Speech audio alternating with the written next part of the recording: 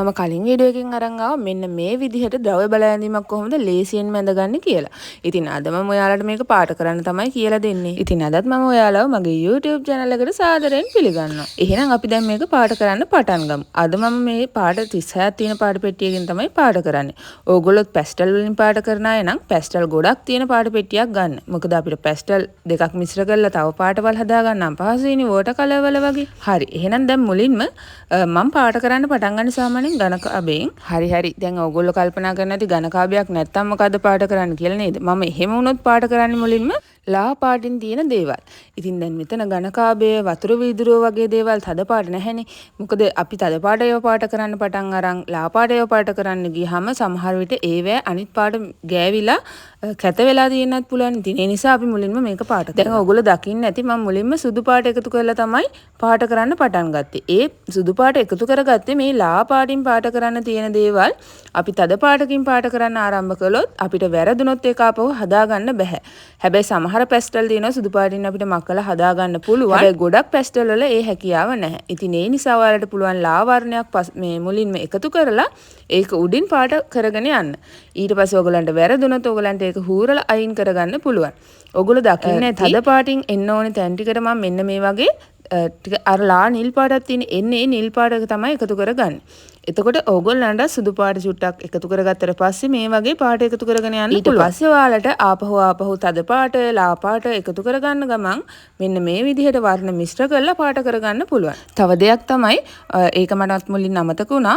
ඕගොල්ලෝ ඇඳගත්ත ඉරි ගොඩක් තදින් තියෙනවා නම් පැන්සල් ඉරි ඒව චුට්ටක් මකෙන් මකලා අයින් කරගන්න. මොකද නැත්තම් සමහර වෙලාවට පැස්ටල් වලින් පාට කරලා ඉවරුණාටත් පස්සේ මේ පැන්සල් ඉරි පේන්න ගන්න පුළුවන්.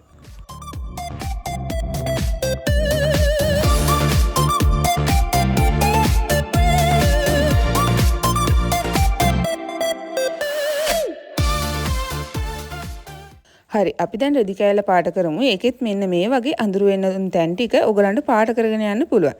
මම මෙතෙන්දි ලා රෝස පාටක් තමයි අරගෙන තියෙන්නේ. ඉතින් ඔයගලන්ට මෙතෙන්දිත් ඕනනම් සුදු පාට කරලා වුණත් ගන්න පුළුවන්. මේක තවත් විදිහක් ඔයගලන්ට තද පාටින්ම පාට කරන්න පටන් ගන්නත් පුළුවන්. හරි. දැන් මම මෙතෙන්දි තද පාට මුලින් එකතු කරගත්තා.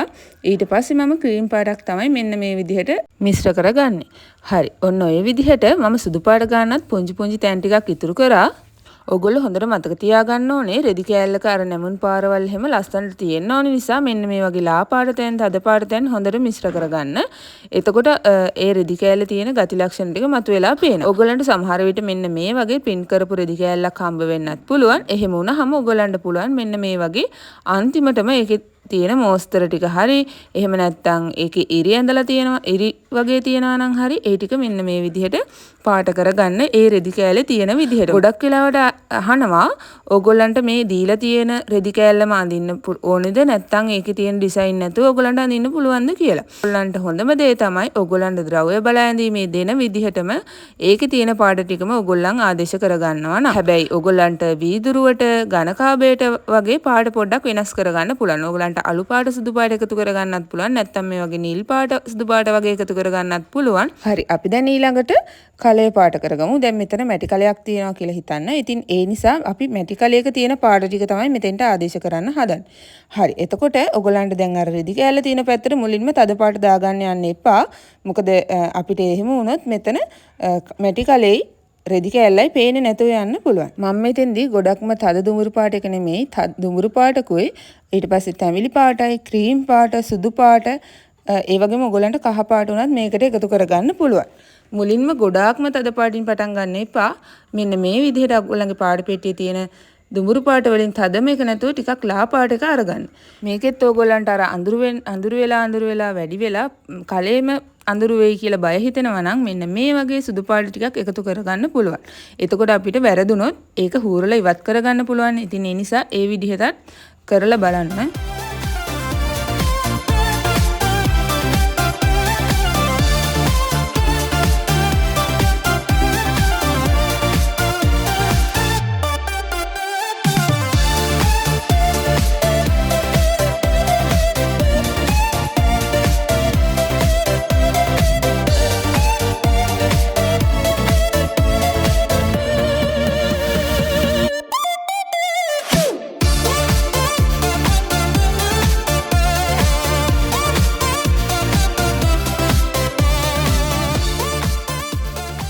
ෆෝන් එකේ ස්ටෝරේජ් මදි වෙලා ඔයගලන්ට මෙන්න මේ කොලාත්ත පාට කරන එක නම් වීඩියෝ වෙලා තිබුණේ නැහැ. ඉතින් ඒ නිසා මම වෙනම දවසක ඔයගලන්ට කොලාත්තක් පාට කරන විදිහත් කියලා දෙන්නම්. අපි මෙතන ඉඳන් ඊටු ටික පාට කරගෙන යමු. දැන් අපි ලෑලි කෑල්ල තමයි පාට කරගන්න ඕනේ.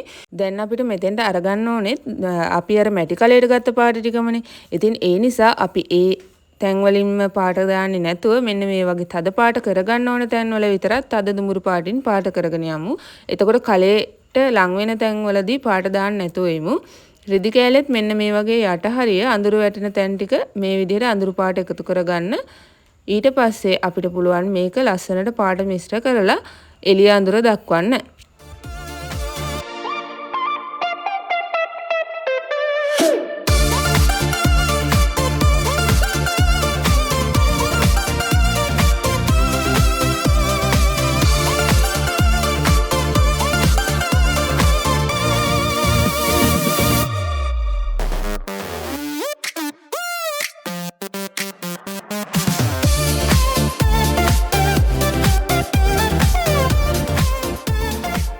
ගොඩක් වෙලාවට ඔයගොල්ලෝ මේ ලෑලි කෑලි ඝනකම ඇඳගත්තට පාට කරනකොට ඔයගොල්ලන්ට ඝනකම වෙනම පාට කරගන්න අමතක වෙනවා නේද? එතකොට ඔයගොල්ලන්ගේ ලෑලි කෑල්ලට තියෙන්න ඕනේ ලස්සන නැති වෙලා යනවනේ. ඒ නිසා ඔයගොල්ලන්ට පුළුවන් මෙන්න මේ වගේ වෙනම ඒකටත් පාට ටික එකතු කරගන්න. දැන් ඔයගොල්ලන්ට පේනවා ඇති මම අර කලයට ගත්ත තැවිලි පාට ගත්තේ නැහැ. මෙතෙන්ට ක්‍රීම් පාට, යෙලෝක පාට වගේ තමයි අරගත්තේ. ඊට පස්සේ අර කලේ ළඟටම දුමුරු පාට එකතු කරගත්තෙත් නැහැ. ඔයගොල්ලන්ට මෙන්න මේ වගේ පාට ටික මිශ්‍ර කර කර පාට කරගන්න තමයි තියෙන්නේ. ඔයගොල්ලන්ට මේකට සුදු පාටත් එකතු කරගන්න පුළුවන් තනින් තනින් මෙන්න මේ වගේ. එතකොට අර ත්‍රිමාන ගතිය මතුවලා හොඳට පේන්න ගන්නවා.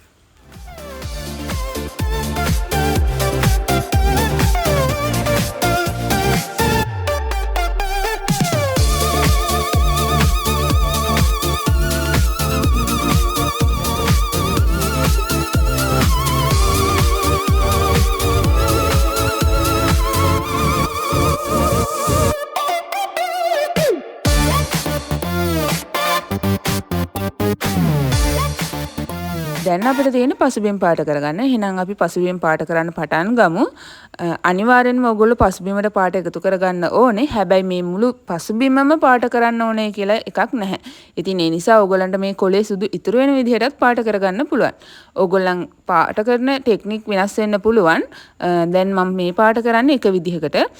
මම දැන් උඩ අතට යන විදිහට තමයි පාට කැල්ලෙන් මෙන්න මේ වගේ පාට කරගන්නේ. මේ විදිහට පාට කරනකොටත් ඔයාලා ද්‍රව්‍ය වලට එකතු කරගත්ත පාට හැමම එකතු කරගන්න එපා. මොකද එතකොට පසුබිමයි ද්‍රව්‍ය ටිකයි පේන්නේ නැති වෙන්න පුළුවන්. ඉතින් ඒ නිසා ඔයාලට වර්ණ කිහිපයක් උනත් මිශ්‍ර කරලා පාට කරන්න පුළුවන්. දැන් මම මෙතෙන්දි රෙදි කෑල්ලට අරගෙන තියෙන රෝස පාට වගේම රෝස පාටක් තමයි පසුබිමට එකතු කරගත්තේ. හැබැයි මම මේ පාට මේ ආපහු සැරයක් මේ විදිහට පාට මිශ්‍ර කරලා වෙනස් කරගන්නවා. දැන් රෝස පාට, කහ පාට වගේ සමහර වෙලාවට පැස්ටල් වල මිශ්‍ර වෙන්නේ නැති වෙන්න පුළුවන්.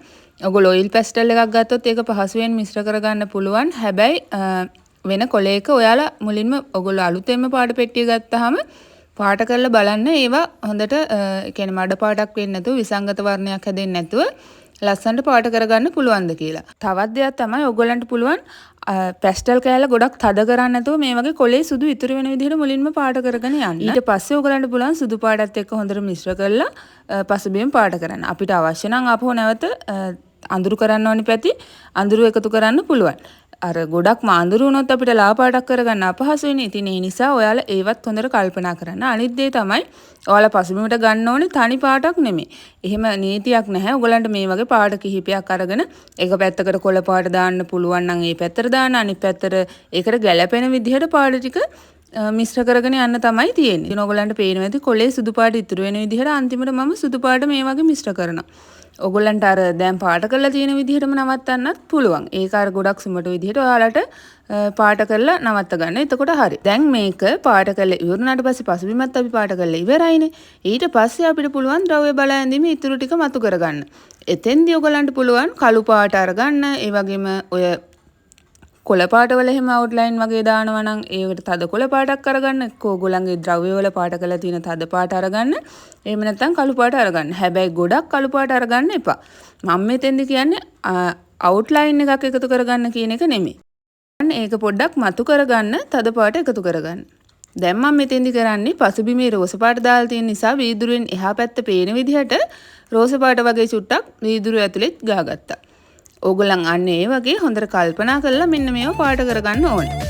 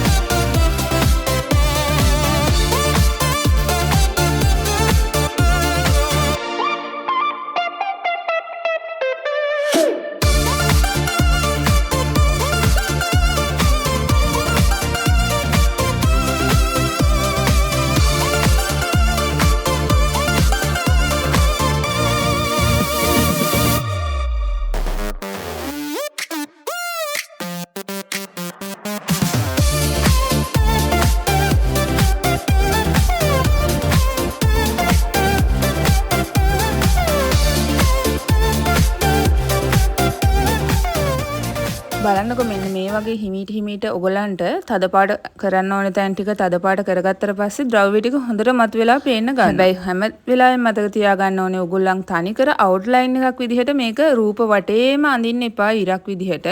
එහෙම ඇඳත් ඔයගොල්ලන්ට ලකුණු අඩු වෙනවා. මොකද අපි බලාගෙන අඳින රූප වටේට අවුට්ලයින් එකක් ඇඳලා නැහැනේ. ඉතින් ඒ නිසා ඔයගොල්ලන් ඒවා හොඳට මතක තියාගෙන පාට කරන්න. දැන් ගණක එහෙම පාට කරනකොට ඔයගොල්ලන්ට කළු පාට ගන්න අවශ්‍ය නැහැ. ඔයගොල්ලෝ අලුයි සුදුයි වගේ පාට කරලා තිබුණොත් කළු පාට ගන්න පුළුවන්. එහෙම නැත්නම් ඔයගොල්ලන්ට මේ වගේ කොළ පාට චුට්ටක් එකතු කරලා අලු පාට චුට්ටක් එකතු කරලා මේ වගේ ගණකේ ආපහු මතු කරගන්න ඕන තැන් ටික මතු කරගන්න පුළුවන්. මෙන්න මේ වගේ ඔයගොල්ලන්ට කළු පාට ගන්න ඕන නම් චුට්ටක් අඳුර වෙන තැන් වලට මේ වගේ කළු පාට එකතු කරලා අලු පාටින් මිශ්‍ර කරගන්නත් පුළුවන්. ඉතින් මේ හැමදේම ඔයගොල්ලෝ හිමින් සැරේ කල්පනාවෙන් කරන්න ඕනේ. එතකොට ඔයගොල්ලන්ට ලස්සනට ද්‍රව්‍ය බල ඇඳීම පාට කරලා ඉවර කරගන්න පුළුවන්. අද වීඩියෝ එක ගැන ඔයගොල්ලන්ට මොකද හිතෙන්නේ? මේ වගේ වීඩියෝ දිගටම ඕන නම් ඔයගොල්ලන්ගේ අදහසුත් පහලින් කමෙන්ට් කරගෙන යන්න. මේක තව කාට හරි වැදගත් වෙයි කියලා හිතෙනවා නම් අනිවාර්යෙන්ම ෂෙයා කරන්න. එහෙනම් තවත් දවසක අලුත් වීඩියෝ එකකින් හමු වෙමු.